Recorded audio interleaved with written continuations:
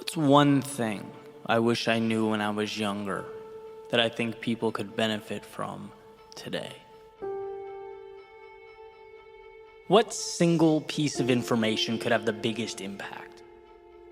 And I spent some time thinking about this question, and the more I think about it, the more the answer becomes incredibly apparent. It's that you are in control of your own life, your own destiny, your own future. And when you take accountability for yourself, life changes. Period. And if you thought that was obvious, I would advocate taking a look around.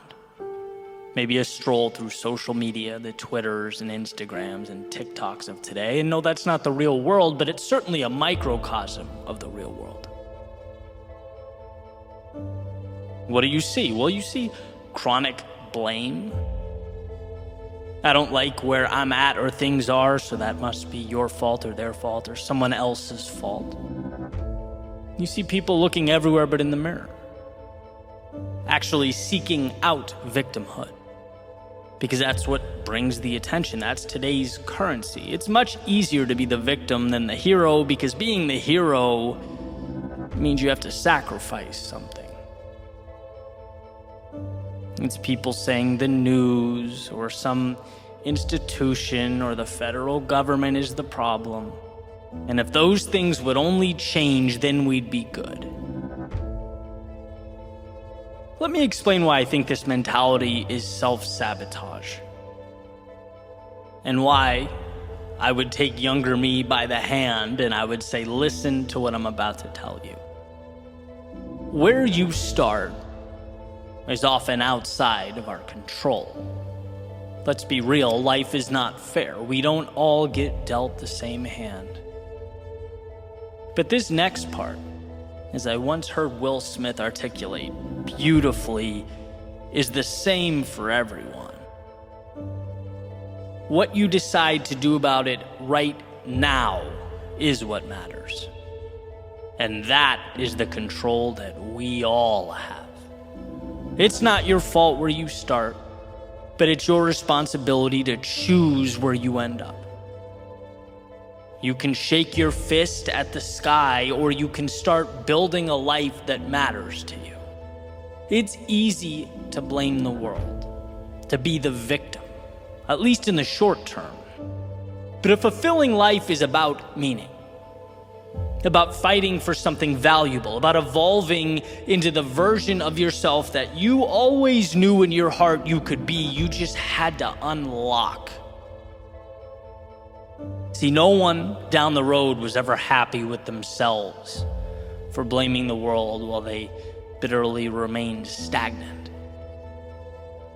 I would say to a younger me, worry less about how you're perceived and think more about who you are, what you're capable of, because that you can always control. Stop losing yourself in the news or whatever the narrative of the day is. That has nothing to do with your progression, has nothing to do with your very next step. So sure, be informed, but do more, consume less. Because by and large, it's a distraction. And I would say the government, which has become the crux of our discourse today, transforming into a modern-day religion. Look, the government's job is not to give you anything. It's there to protect what's inherent to you already. Your right to live life on your terms. See, satisfaction, it will come from good habits. It will come from self-belief. It will come from taking risks and failing and learning. It will come from the courage to step out into a world that's completely unknown. It will never come from a self-interested politician or body in Washington, red or blue. So stop whining about political optics and focus on where your 2 feet are taking you right now. Because I promise, in the grand scheme of things, that's what matters. That is your strength. Expecting someone else to come along and change your life is like screaming into an abyss.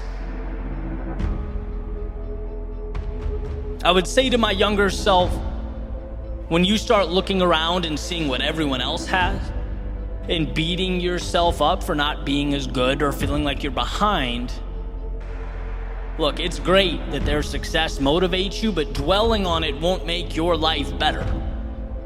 Life is a race between you and you. It's a fight between yourself and those thoughts that constantly knock on the door, looking to settle into your psyche. If you defeat that demon, you'll be where you want to be, regardless of where others are. You're right where you need to be, so keep your head up and keep moving forward. I'd explain that to become something more, to change, requires a sacrifice that feels so substantial, so big at first, that it bullies most people into staying right where they are. That to become something new, you have to learn to play the fool, to get humbled. You have to change your relationship with short-term failure. And that's not easy. But taking control of your life is not supposed to be easy. Only worth it. They're different. And I can certainly look back at my own life, think about the times where I was so busy pointing out that I didn't even think to point the finger at myself. I was so worried about life being unfair that I existed in this temporary state of paralysis, the whole time not knowing that I could have been stepping forward. Could have been tapping into the single greatest power I possess, control over my own life. See, every time you feel anger or the need to blame those around you, you're taking the spotlight off of what matters and placing it on things detrimental to where you want to be, to your journey and your future. Even the most unjust, arbitrary things. Let's say you didn't get that promotion you were beyond qualified for, or you were mistreated by someone, or things didn't go the way you wanted them to. You can fill in that blank, but refusing to blame others and immediately taking responsibility, again, even in a situation like that, it gives you one of the greatest advantages in life. It gives you that gift of control. You can now assess the situation. You can now ask yourself, hey, what can I do to change this? You can delve into the why, find the lessons and the value. You can come back and reapproach this thing stronger. Because to blame others, to take on that role of victim, it's essentially living life in the passenger seat. It might be easier, might be less work, less responsibility, but what you never have is control over where that car goes. But when you own it, when you say, hey, maybe it's not my fault, but look, it's mine now. It's my responsibility, the good, the bad, every aspect of my life. It puts you in position to change things, to take the wheel and reroute to a destination of your choosing. So that would be my message to the world. I know it's not an easy road. I know life is unfair. I know things aren't perfect, but the best thing you can ever do for yourself is say, you know what? This is mine to own.